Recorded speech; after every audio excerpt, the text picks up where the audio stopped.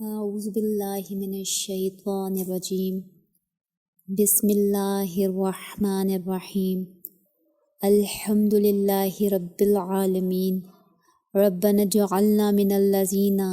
من تعلم القرآن وعلمہ آمین یا رب العالمین۔ آج ہم لوگ سورہ الانعام کا جائزہ لیں گے۔ یہ مکی صورت ہے اور اس کی 165 آیات ہیں، یعنی 165۔ اور انعام کے لفظ کا معنی ہوتا ہے مویشی یا چوپائے، کیونکہ اس سورہ میں مویشیوں کی حرمت کے بارے میں احکامات ہیں، اور یہ لفظ اس سورہ کی آیت 136 اور 138 میں آیا ہے، بلکہ آیت نمبر 138 میں تو 3 دفعہ رپیٹ ہوا ہے اور وہیں سے اس کا نام چنا گیا۔ اس سورت کی فضیلت کے حوالے سے نبی صلی اللہ علیہ وآلہ وسلم کی حدیث ہے کہ یہ سورہ جب نازل ہوئی تھی تو حضرت جبرائیل علیہ السلام کے ساتھ 70,000 فرشتے بھی نازل ہوئے تھے، جو اونچی آواز میں اللہ کی تسبیح اور حمد کرتے جا رہے تھے، یعنی بہت ہی افضل سورہ ہے۔ اور یہ پوری سورہ ایک ہی وقت میں نازل ہو گئی تھی، حالانکہ کافی لینتھی سورہ ہے، اور جس رات یہ رسول صلی اللہ علیہ وآلہ وسلم پر نازل ہوئی تھی، آپ نے اسی رات اسے لکھوا بھی دیا، اور یہ غالباً ہجرت سے 2 سال پہلے نازل ہوئی تھی۔ اس حوالے سے ایک صحابی سے روایت ہے کہ اس سورہ کے نزول کے وقت رسول صلی اللہ علیہ وآلہ وسلم اونٹنی پر سوار تھے، اور نزول وحی کے بوجھ سے یوں محسوس ہوتا تھا کہ اونٹنی کی ہڈیاں چٹک رہی ہیں، یعنی جب بھی نبی صلی اللہ علیہ وآلہ وسلم پر وحی نازل ہوتی تھی تو ان کے اوپر بہت زیادہ پریشر وہ محسوس کرتے تھے کہ سردی میں ان کو پسینہ آ جایا کرتا تھا، اور بہت کہہ لیں کہ مشکل حالات میں یہ ٹرانسفر جو ہے وہ ان کے دل پر ہوا کرتی تھی۔ اس سورہ کا آغاز الحمدللہ سے ہوا ہے، اور قرآن میں تقریباً 5 سورتیں ہیں جن کا آغاز الحمدللہ سے ہوتا ہے۔ ان میں سورہ فاتحہ، سورہ کہف، سورہ فاطر، سورہ سبا اور یہ والی سورہ یعنی انعام شامل ہے۔ مکہ میں نازل ہونے والی صورتوں میں یہ سب سے لمبی صورت ہے۔ تمام مکی صورتوں میں عام طور پر 3 بنیادی عقائد ڈسکس ہوتے ہیں: توحید، رسالت اور آخرت۔ اس سورہ کی ابتدا اللہ کی تعریف، حمد و ثنا اور توحید سے ہوئی ہے، پھر رسالت اور وحی کے دلائل بیان کیے گئے، اور اس کے بعد موت اور جزا و سزا کا تذکرہ ہے۔ کیونکہ مکہ میں زیادہ تر لوگ مشرک تھے، تو ان کے لیے سب سے زیادہ ضروری بات یہی تھی کہ وہ ایک اللہ پر ایمان لے آئیں اور اپنے اعمال درست کر لیں، کیونکہ آخرت میں ان کے بارے میں سوال ہوگا، اور ساتھ ہی رسول صلی اللہ علیہ وآلہ وسلم کی نبوت کو قبول کر لیں۔ اس سورہ میں یہ بات واضح کی گئی کہ اگر کوئی انسان کھلے دل و دماغ سے کائنات پر اور خود اپنی تخلیق اور سونے جاگنے پر غور کرے تو وہ خود بخود اس نتیجے پر پہنچ جائے گا کہ ضرور ایسی ایک ہستی موجود ہے جو پوری کائنات کے نظام کو چلا رہی ہے، جو انسانوں کے علاوہ تمام مخلوقات کو پیدا کرنے والی ہے اور ہر طرح کا اختیار اور قدرت رکھتی ہے۔ اس کی عظمت کی بے شمار نشانیاں ان کے ارد گرد موجود ہیں۔ مثال کے طور پر اللہ کی قدرت کا ایک چھوٹا سا نمونہ پھل اور نباتات ہیں کہ جب وہ چیزیں ایک مرحلے سے دوسرے مرحلے میں جاتی ہیں تو کیسے اور کتنی تبدیلیاں آتی ہیں۔ کوئی بھی پھل ابتدا میں کڑوا، پھیکا یا نمکین ہوتا ہے، لیکن جیسے ہی وہ پکتا ہے اس میں مٹھاس اور لذت آ جاتی ہے۔ اور یہ تمام اشارے اور مثالیں کافروں کے کسی مطالبے کے جواب کے طور پر بیان کی گئیں، کیونکہ وہ کہتے تھے کہ اگر محمد صلی اللہ علیہ وآلہ وسلم اللہ کے سچے نبی ہیں تو ان پر کوئی نشانی، کوئی فرشتہ کیوں نازل نہیں ہوا؟ تو یہ ان کو جواب دیا گیا۔ اس کے بعد اس سورہ میں مومن اور کافر ان دونوں کی عقل اور نظر کا فرق واضح کیا گیا کہ کافر کو پوری کائنات مادی اسباب میں جکڑی ہوئی دکھائی دیتی ہے، اس کے برعکس جب مومن اسے دیکھتا ہے تو اسے ہر چیز میں اللہ کی قدرت کی واضح نشانیاں نظر آتی ہیں۔ اس کے بعد رسالت کے حوالے سے دلائل بیان کر کے قیامت کی حقیقت کو واضح کیا گیا، اور پھر وحی اور نبوت کے بعد دوبارہ خالق کائنات کے وجود اور علم کا تذکرہ ہے۔ غرض پوری سورہ میں یہ تینوں مضامین عدل بدل کے چلتے جاتے ہیں، یہاں تک کہ بات ابو الانبیاء حضرت ابراہیم علیہ السلام تک جا پہنچتی ہے، جن کی مثال شرک کے اندھیروں میں ایک روشن چمکدار مینار کی سی ہے۔ انہوں نے اللہ کی وحدانیت کا اعلان کیا، چاہے اپنے گھر والے اور قوم والے دشمن بن گئے، اور یہی دعوت توحید تمام انبیاء نے اپنے اپنے زمانے میں اپنی قوموں کو دی۔ ان میں سے تقریباً 18 انبیاء کا نام یہاں پہ لیا گیا ہے، اور پھر اسی عقیدہ توحید پر ایمان اور عمل کی دعوت دی گئی، شرک کے تاریک اثرات بیان کیے گئے، آخرت اور قیامت کے احوال اور پہلی قوموں کے حالات ذکر کیے گئے، اور پھر مسلمانوں سے آخرت کے اجر و ثواب کا وعدہ کیا گیا۔ سورت کے آخری حصے میں مشرکانہ عقائد اور رسومات کی طرف اشارہ کیا گیا، مثلاً انبیاء اور اولیاء کے نام کی نذر و منت، غیر اللہ کے نام کے جانوروں کی قربانی، اپنی اولاد کو بتوں کے لیے یا بھوک کے خوف سے مار ڈالنا۔ اسی طرح معاشرتی زندگی، مثلاً ناپ تول پورا کرنا، عدل، ایفائے عہد، گفتگو میں احتیاط اور ایمان کے اجر و ثواب کی عظمت کا ذکر ہے۔ آئیں اب سورہ کی آیات کے حوالے سے سمری دیکھ لیتے ہیں۔ اس کی آیت نمبر 1 سے 18 تک اللہ کی صفات اور حاکمیت اعلیٰ کا بیان ہے، اور مشرکوں کے اعتراضات کو مینشن کیا گیا، یعنی شرک فی الذات اور شرک فی العبادات کو واضح کیا گیا۔ اس کے بعد آیت نمبر 19 سے 31 تک نزول قرآن کا مقصد بیان کیا گیا، اور جھٹلانے والوں کا انجام واضح کر کے روز قیامت مشرکوں اور کافروں کے احوال کا تذکرہ ہے۔ پھر آیت نمبر 32 سے 41 تک دنیا اور آخرت کی حقیقت کلیئر کی گئی، رسول صلی اللہ علیہ وآلہ وسلم کو تسلی دی گئی، اور کافروں کے مطالبہ معجزہ کا جواب دیا گیا۔ پھر آیت نمبر 42 سے 49 تک پچھلی قوموں کا طرز عمل اور انجام واضح کیا گیا، اور یہ بتایا گیا کہ کل اختیار صرف اللہ ہی کا ہے۔ پھر آیت نمبر 50 سے 67 تک رسول صلی اللہ علیہ وآلہ وسلم سے خطاب ہے، اور انہیں کچھ خصوصی ہدایات دی گئی۔ پھر اللہ کے علم اور اختیار کی وسعت بیان کی گئی، اور آیت نمبر 68 سے 73 تک اللہ کی آیات اور دین کے متعلق بحث سے منع فرمایا گیا، اور شیطان کے بہکاوے کی مثال دی گئی، دنیا اور آخرت میں اللہ کی بادشاہی کو پروف کیا گیا۔ پھر آیت نمبر 74 سے 89 تک حضرت ابراہیم کا ذکر ہے، ان کی حق کے لیے تلاش اور اس کے حصول کا بیان ہے، اور پھر ان کے درجات اور انعامات کا ذکر آتا ہے۔ اس کے بعد آیت نمبر 90 سے 94 تک اہل کتاب کے بارے میں رسول صلی اللہ علیہ وآلہ وسلم کو کچھ ہدایات دی گئی ہیں، اور قرآن کی حقانیت کا بیان ہے، اور اس کے ساتھ ہی منکرین حق کا انجام واضح کیا گیا ہے۔ آیت نمبر 95 سے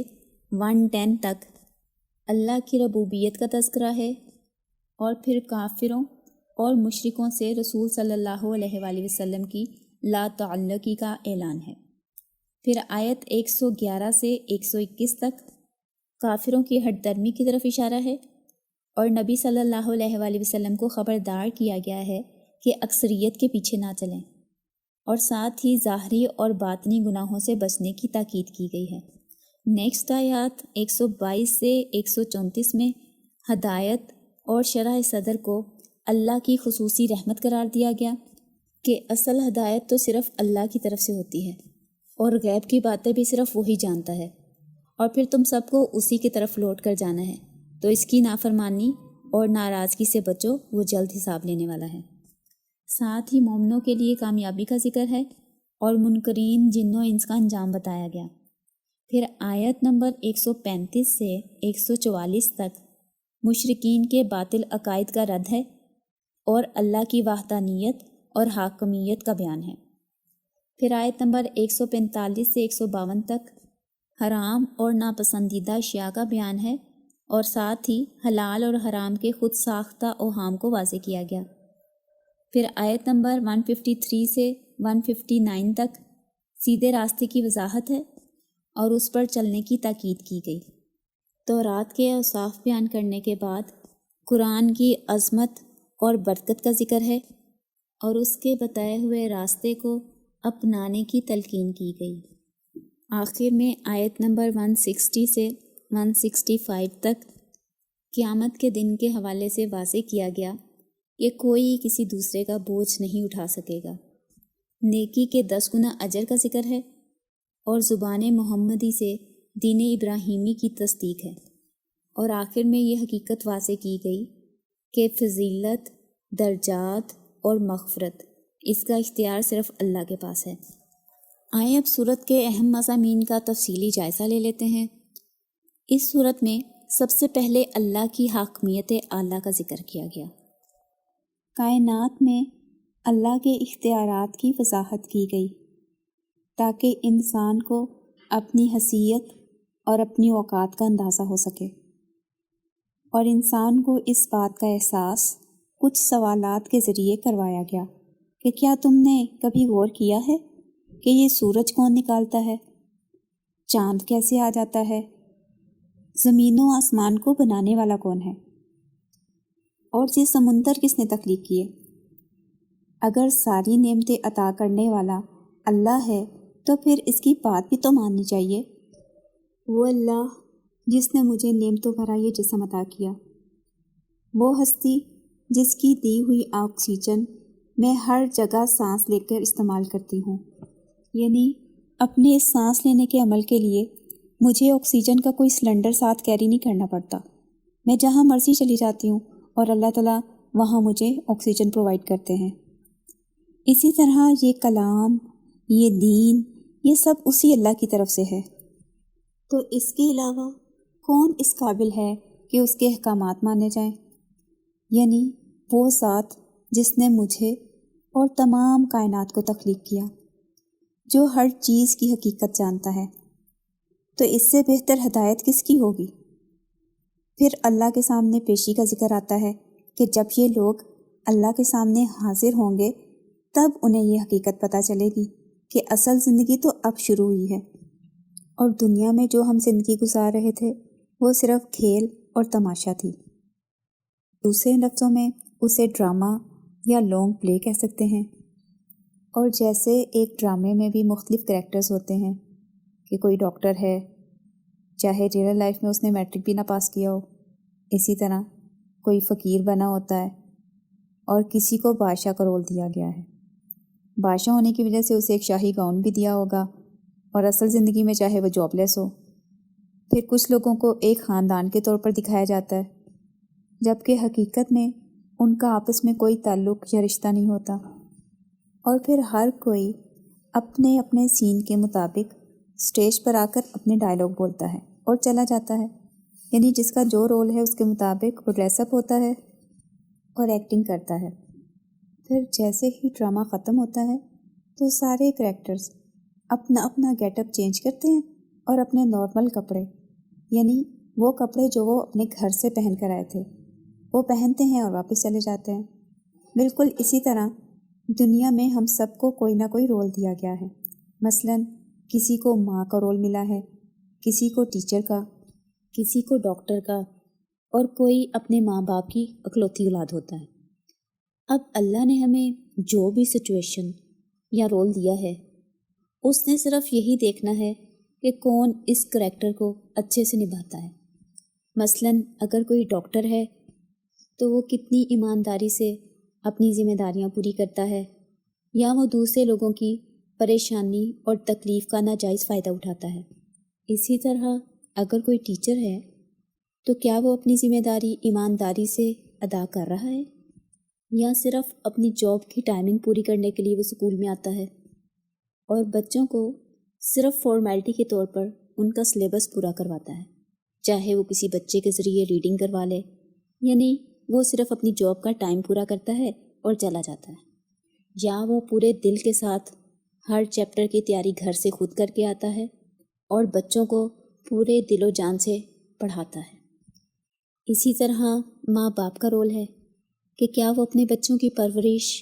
ان کی تعلیم و تربیت اللہ کے اصولوں کے مطابق کر رہے ہیں، یا انہوں نے بھی دوسرے عام لوگوں کی طرح اپنے بچوں کو ڈگریاں حاصل کرنے کی دوڑ میں لگایا ہوا ہے تاکہ وہ اچھی جاب حاصل کر سکیں اور اس دنیا میں ایک مقام پیدا کریں۔ تو اللہ نے ہمیں جو بھی رول دیا ہے، جس سچویشن میں رکھا ہے، اس سچویشن میں ہمیں اللہ تعالیٰ کے بتائے ہوئے احکامات کے مطابق خود کو اور اپنے ساتھ والے لوگوں کو لے کر چلنا ہے، بس یہی مطلوب ہے۔ اور یہ تمام کریکٹرز اور سچویشنز بس اس دنیا تک محدود ہیں۔ جیسے ہی زندگی ختم، تمام رشتے ناطے ختم، دنیاوی آسائشیں اور ٹھاٹھ ختم، تمام لوگ واپس اپنی اسی حالت میں آ جائیں گے جس میں وہ پہلے تھے۔ موت کے ایک جھٹکے میں سب برابر ہو جاتا ہے، یعنی جب ہماری زندگی کا لانگ پلے ختم ہوگا تو جو بھی کریکٹر اور گیٹ اپ ہمیں دیا گیا تھا وہ سب واپس لے لیا جائے گا۔ چاہے کوئی اعلیٰ تعلیم یافتہ تھا، اس کے پاس بہت ساری ڈگریاں تھیں اور وہ بہت بڑے عہدے پر فائز تھا، یا ڈاکٹر تھا، یا سائنسدان تھا، یا بھلے کوئی جاگیردار تھا، اور اس کے آگے پیچھے 10 ملازم ہر وقت رہتے تھے، لیکن موت کے بعد سب کچھ ختم، اور قبر میں صرف ایک کفن میں وہ اکیلا جائے گا، بالکل ایک عام انسان کی طرح۔ مرنے کے بعد کوئی فرق باقی نہیں رہتا کہ زندگی میں آپ بڑے محل میں رہتے تھے یا ایک جھونپڑی میں۔ موت کے بعد مٹی میں صرف ایک قبر ہوگی، نہ دنیاوی لباس، نہ رہائش، نہ رشتے اور نہ دوستیاں، ہر چیز ختم ہو جائے گی۔ اللہ سے دعا ہے کہ اللہ تعالیٰ ہمیں ایمان کی حالت میں اس دنیا سے اٹھائے اور قبر کے عذاب سے محفوظ رکھے، آمین۔ اس کے بعد نیکسٹ آیات میں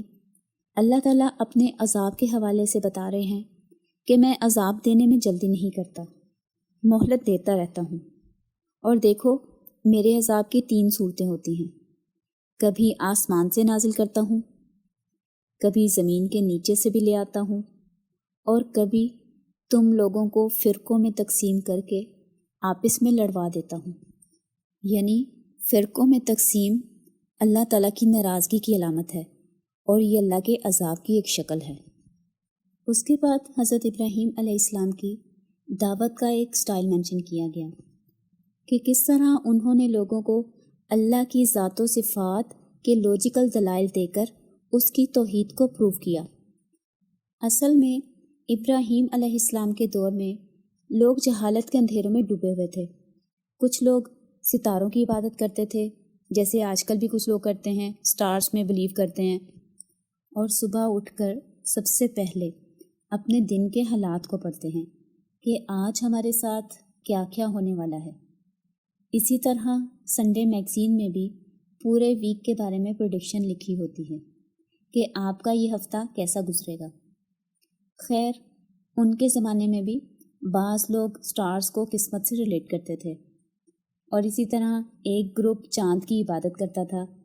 اور ایک سیکٹ سورج کی پوجا کرنے والا تھا۔ تو ان سب پر حق واضح کرنے کے لیے سب سے پہلے ابراہیم علیہ السلام نے رات کے وقت ستارے کے بارے میں کہا کہ اچھا یہ چمکنے والا تارا یہ میرا رب ہے، لیکن جب چاند نکلا تو وہ تاروں کے مقابلے میں زیادہ چمکدار اور سائز میں بھی بڑا تھا۔ اس پر ریئلسٹک کمپیریزن کرتے ہوئے انہوں نے کہا اچھا تو پھر یہ ہوگا میرا رب، لیکن جب صبح ہوئی اور سورج نکلا تو چاند بھی غائب ہو گیا اور تارے بھی، اور سورج نکلنے سے ہر طرف روشنی پھیل گئی، دن کا اجالا ہو گیا۔ تو کہنے لگے کہ مدھم پڑھنے والے میرے رب نہیں ہو سکتے، ضرور یہ سورج جو سب سے بڑا ہے اور جس نے ہر طرف روشنی پھیلا دی یہی ہوگا رب۔ لیکن جب مغرب کے وقت سورج بھی غروب ہو گیا تو آخر انہوں نے ایک کنکلوڈنگ کومنٹ دیا کہ یہ سب ڈوب جانے والے ہیں اور ڈوب جانے والے عبادت کے قابل نہیں ہوتے۔ یہ ان کی طرف سے ایک پریکٹیکل ڈیمونسٹریشن تھی جو انہوں نے تمام لوگوں کے سامنے پیش کی، یعنی ایک لاجیکل تھاٹ پروسیس کے ذریعے سائنٹیفک بیسس پر انہوں نے تمام گروہوں کے معبودوں کی حقیقت واضح کر دی۔ قرآن میں اس کے لیے حجت کا لفظ استعمال کیا گیا ہے کہ یہ ایک حجت تھی جو ہم نے ابراہیم کو عطا کی۔ اصل میں حضرت ابراہیم علیہ السلام کو اللہ کی طرف سے خاص حکمت عطا ہوئی تھی، یعنی وہ لاجیکلی بات کو پروو کرتے تھے۔ جیسے قرآن میں نمرود کے ساتھ ان کا مکالمہ ہے کہ جب نمرود نے پوچھا کہ تمہارا رب کون ہے، تو حضرت ابراہیم نے فرمایا وہ جو زندگی دیتا ہے اور موت دیتا ہے۔ تو نمرود کہنے لگا کہ یہ کام تو میں بھی کر لیتا ہوں، انا اوحشی و امید، اور اس نے کیا کیا کہ قید خانے سے 2 قیدی بلوائے، ایک کو قتل کروا دیا اور ایک کو آزاد کر دیا،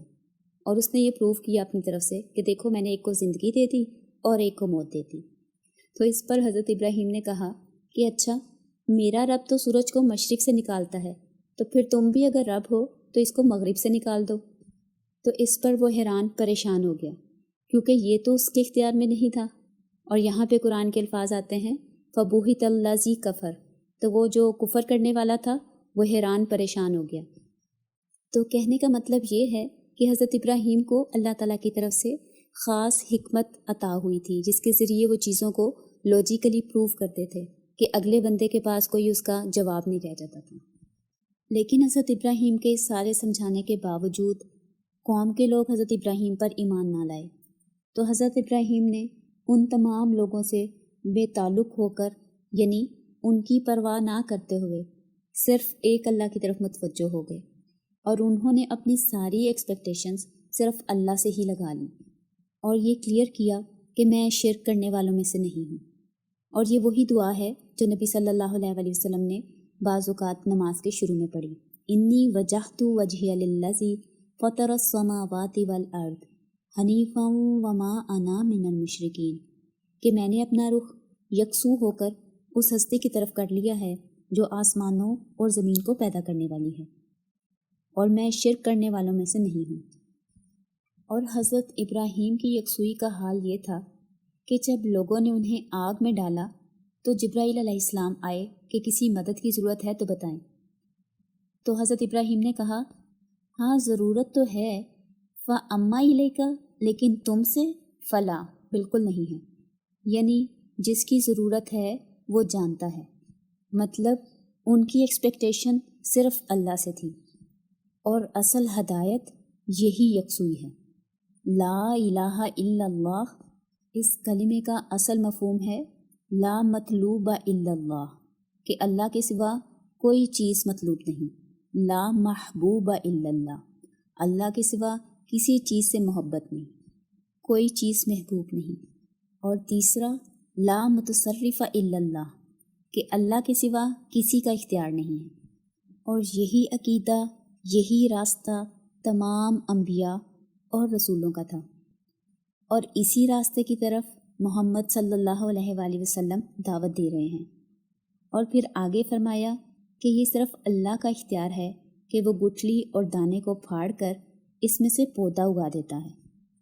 اور آپ خود غور کریں کہ وہ گٹھلی جو ہتھوڑی کے ذریعے بھی توڑنی مشکل ہوتی ہے، کیسے اللہ اس میں سے نرم اور سبز کونپل نکال لاتا ہے۔ اسی طرح بعض اوقات سیمنٹڈ وال میں سے بھی پودا خود بخود نمودار ہو جاتا ہے، جبکہ کئی دفعہ ہم گملوں میں بیج ڈالتے ہیں، پانی بھی دیتے ہیں اور اسپیشل کیئر بھی کرتے ہیں، لیکن پھر بھی پودا نہیں نکلتا ڈیو ٹو اینی ریزن، یعنی جب تک اللہ کا اذن نہ ہو تو ہم تمام اسباب اور وسائل استعمال کر کے بھی خاطر خواہ نتائج حاصل نہیں کر سکتے۔ جیسے پنجابی کا ایک شعر ہے، مالی دا کم پانی لانا پر پر مشکاں لاوے، مالک دا کم پھل پھل لانا لاوے یا نہ لاوے۔ اور اسی طرح کی ایک مثال سورہ واقعہ میں بھی ذکر ہوئی ہے کہ افرأیتم ما تحرثون اانتم تزرعونہ ام نحن الزارعون، یعنی یہ جو تم کاشتکاری کرتے ہو، ہل چلاتے ہو، بیج ڈالتے ہو، تو کیا اس بیج میں سے پودے اور نباتات بھی تم نکالتے ہو یا اسے نکالنے والے ہم ہیں؟ مطلب اگر اللہ چاہے تو فصل نکلے ہی نہ، کیونکہ انسان تو صرف اسباب اختیار کر سکتا